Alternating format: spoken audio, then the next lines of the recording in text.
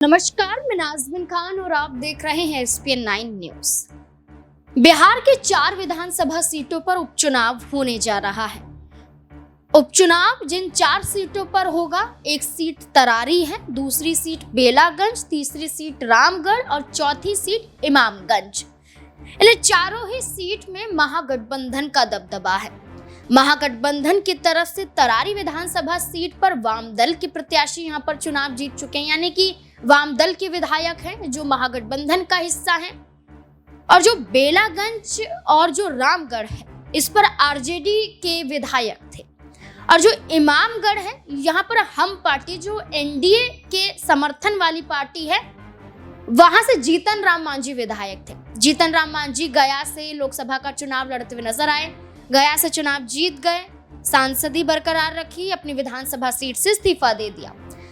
अब जीतन राम मांझी के जरिए इमामगंज पर उतारे गए हैं उनके ही परिवार का एक हिस्सा, वो है उनकी बहू दीपा मांझी यहां से चुनावी मैदान में उतरी हैं। आरजेडी ने इमामगंज से चुनावी मैदान में उतारा है रोशन मांझी को। सिर्फ दोनों पार्टियां नहीं, बल्कि इसके अलावा भी कई और पार्टियां हैं। यहाँ पर AIMIM की बात करें, कंचन पासवान को चुनावी मैदान में उतारती हुई नजर आई है। डॉक्टर जितेंद्र पासवान का जिक्र करें तो जन स्वराज ने प्रत्याशी के रूप में उतारा है। ये चेहरे इमामगंज पर उतारे गए हैं। और ये जो विधानसभा सीटें हैं, इस पर लगभग मुस्लिम बहुल्य सीटें मानी जा रही हैं, चाहे वो रामगढ़ हो, चाहे वो बेलागंज हो, चाहे वो इमामगंज हो।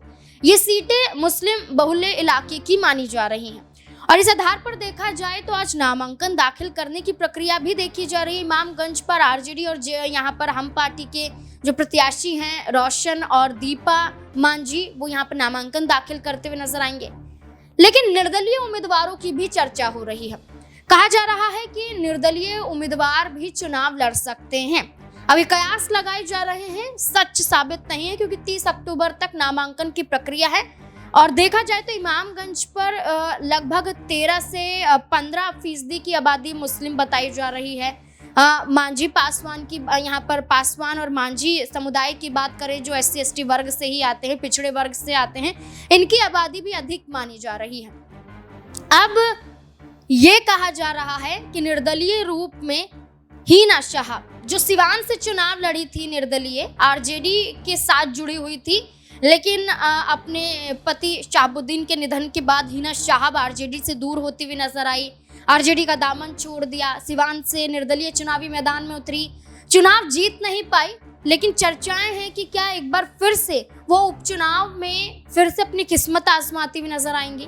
क्या हीना शाह इमामगंज से चुनाव लड़ सकती हैं, क्योंकि यहाँ से AIMIM ने भी प्रत्याशी उतारा है, जन स्वराज ने भी उतारा है, आरजेडी ने भी उतारा है और हम पार्टी ने भी उतारा है। और निर्दलीय उम्मीदवारों की बात करें भी तो कोई नहीं है। तो क्या हीना शाह इस विधानसभा सीट पर उपचुनाव में चुनाव लड़ती हुई नजर आ सकती हैं? और क्या चुनाव लड़ना ही चाहिए? आपको क्या लगता है कि हीना शाह को ये उपचुनाव लड़ना चाहिए? आपकी क्या राय इस पर मुद्दे को लेकर? अपनी राय कमेंट सेक्शन में जरूर दें। देखते रहें एसपीएन 9 न्यूज। धन्यवाद।